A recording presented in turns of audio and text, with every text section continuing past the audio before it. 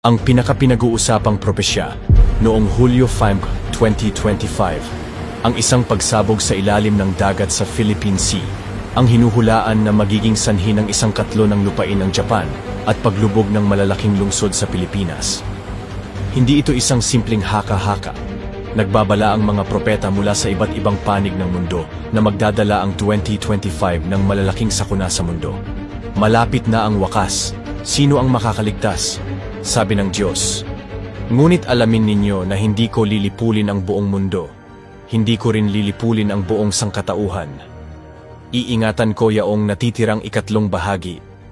Ang ikatlong bahaging nagmamahal sa akin at lubusan kong nalulupig. At sila ay aking gagawing mabunga at mapagparami sa lupa, kagaya ng ginawa ng mga Israelita sa ilalim ng kautusan.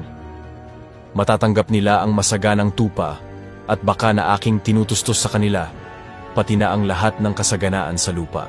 Ang malaking sakuna ay hindi darating sa mga nagmamahal sa Panginoon at sumusunod sa kanyang mga salita. Kung nais mong mapabilang sa kanila, Amen.